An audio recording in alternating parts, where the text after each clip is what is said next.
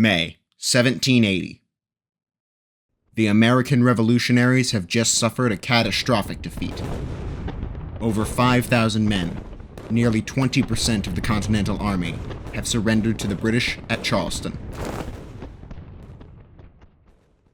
3 months later, at Camden, Horatio Gates's relief army is shattered. Another 2,000 men are lost. American military power in the South has collapsed. As the new year approaches, British General Charles Cornwallis prepares to take the war north. General George Washington knows something must be done. He sends his most reliable subordinate, Nathanael Greene, to take command in the South. Rather than risk a major battle, Greene divides his force into 2 wings. The first conducts an orderly withdrawal in the face of Cornwallis's advance. The second, under the experienced and crafty Daniel Morgan, swings west to threaten the British advance. Cornwallis sends Banastre Tarleton, young, impetuous, and ruthless, with a larger, more professional force to counter them. After a sharp 12-day pursuit, Tarleton catches Morgan near the clearing of Cowpens.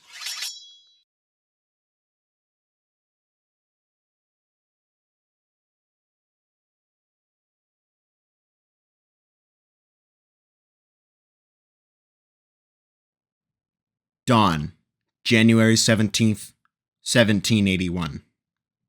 The British Army, 1,150 men, is deployed in line.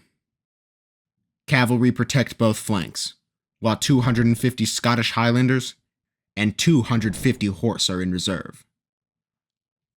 A few hundred yards away, Morgan has deployed his army, a little more than 1,000 men, in 3 lines.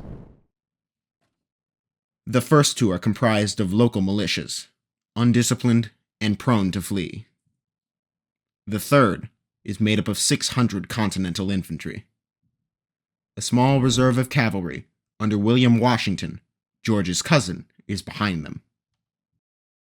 Tarleton is confident of victory. He knows his troops are far superior in quality. At 7 a.m., he begins the general advance. The first American line manages a scattered volley before retreating. As the British advance against the second line, Tarleton sends in his reserve to outflank their right. But due to rough terrain, they collide with other units and slow the whole attack. The second line proves far more resilient. Twice the British light infantry charge, but are stopped by the weight of fire. Finally, an advance by 250 Legion infantry forced the militia to fall back. It appears the American army has nearly collapsed, but this is Morgan's plan.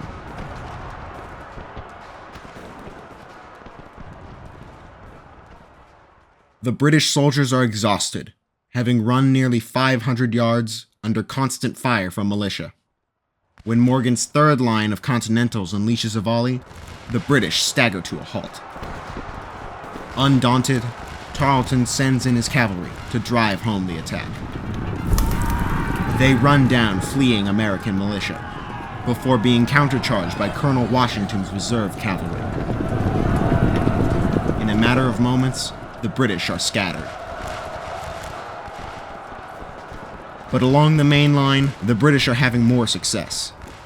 Tarleton's reserves move to turn Morgan's flank. The Patriot right starts to fall back. Soon, the whole line is withdrawing, but it is not broken. At this critical moment, the Continentals turn about, fire a devastating volley at point-blank range, and charge the stunned redcoats with bayonets. Washington's cavalry arrives, slamming into the enemy flank. It is overwhelming.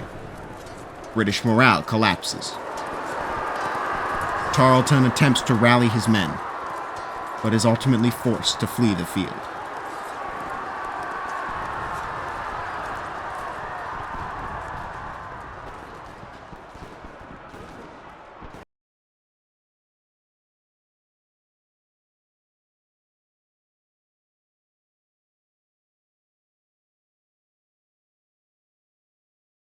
It is an overwhelming victory. At the cost of 150 men killed or wounded, Morgan has inflicted 339 casualties and captured 600 more. For the remainder of the war, the triumphant Americans will dominate the backcountry. It is the beginning of the end for British hopes of reconquering the South.